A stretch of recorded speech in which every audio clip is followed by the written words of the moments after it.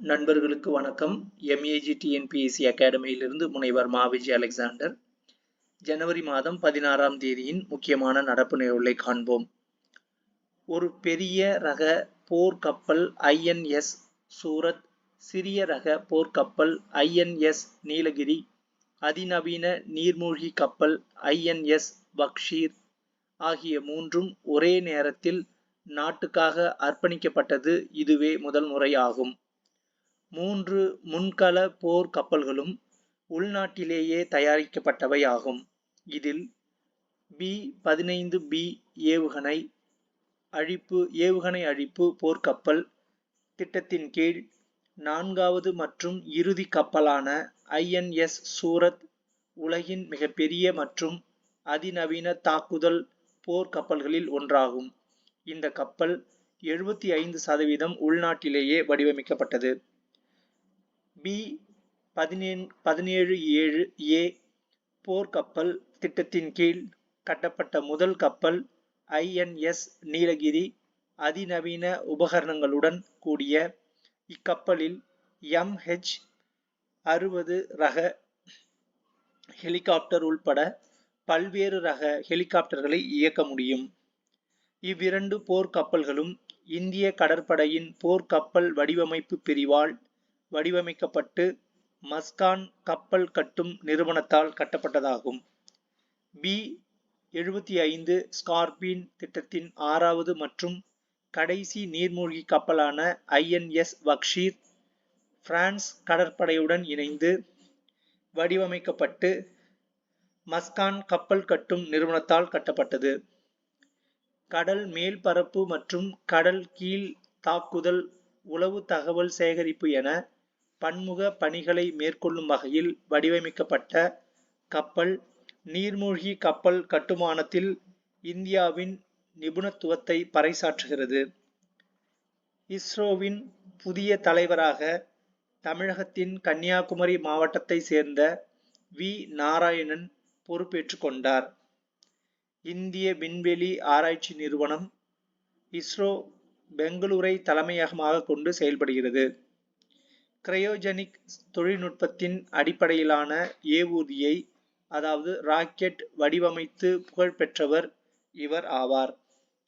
சந்திரயான்-2 செயற்கைக்கோள் நிலவில் மென்மையாக தரையிறங்குவதற்கான உந்துவிசை தொகுதிகள் வடிவமைப்பதிலும் நாராயணன் பங்காற்றியுள்ளார். கடந்த 10 ஆண்டுகளில் இந்திய பெருங்கடலில் மக்கள் வசிக்காத தொலைதூர தீவுகள் கண்காணிக்கப்பட்டு பெயரிடப்பட்டு வருகின்றன. இதேபோல் இந்தியாவின் முன்னெடுப்பின் கீழ் இந்திய பெருங்கடலில் உள்ள ஆழ்கடல் மலைகளுக்கு ராஜராஜ சோழன், அசோகர், ஹர்ஷவர்தன், சந்திரகுப்தர் ஆகிய பேரரசர்களின் பெயர்கள் சூட்டப்பட்டுள்ளன. கடலுக்கு அடியில் 6000 மீட்டர் ஆழம் வரை சென்று ஆய்வு மேற்கொள்வதற்கான சமுத்திராயன் திட்டமும் செயல்பாட்டில் உள்ளது குறிப்பிடத்தக்கது.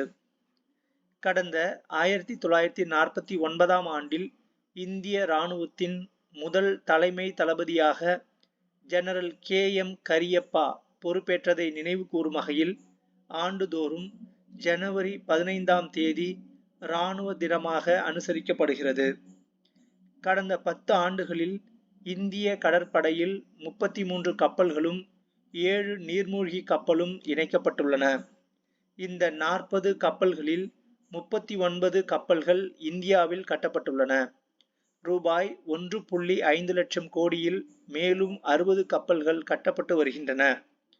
வேலை வாய்ப்பை உருவாக்குவதோடு பொருளாதாரத்திலும் நேர்மறை தாக்கத்தை ஏற்படுத்துகிறது. நாட்டின் பாதுகாப்புத்துறை உற்பத்தி மதிப்பு ரூபாய் 1.25 லட்சம் கோடியை கடந்துள்ளது. இந்தியாவில் இருந்து 100க்கும் மேற்பட்ட நாடுகளுக்கு பாதுகாப்பு உபகரணங்கள் ஏற்றுமதி செய்யப்படுகின்றன.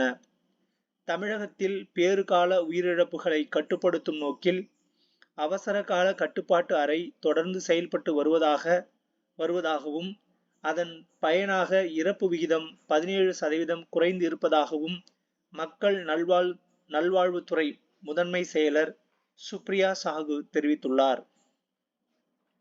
தற்போதைய சூழலில் மாநிலம் முழுவதும் 1,00,000 பிரசவங்களுக்கு 45.5 என்ற விகிதத்தில் பேறுகால மரணம் நிகழ்கின்றன. மலையாள இசையமைப்பாளரும் பாடல் ஆசிரியருமான கைதப்புரம் தாமோதரன் நம்பூதிரிக்கு ஹரிவராசனம் விருது வழங்கப்பட்டது. கேரள மாநிலம் சபரிமலையில் உள்ள பிரசித்தி பெற்ற ஐயப்பன் கோவிலில் சமத்துவம், மதசார்பின்மை மற்றும் உலகளாவிய சகோதரத்துவத்தை இசையின் வாயிலாக பரப்பும் பங்களிப்புக்காக ஹரிவராசனம் விருது வழங்கப்படுகிறது. கடந்த 2024ஆம் ஆண்டு இந்த விருது பாடகர் வீரமணிதாசனுக்கு வழங்கப்பட்டது குறிப்பிடத்தக்கது. நன்றி.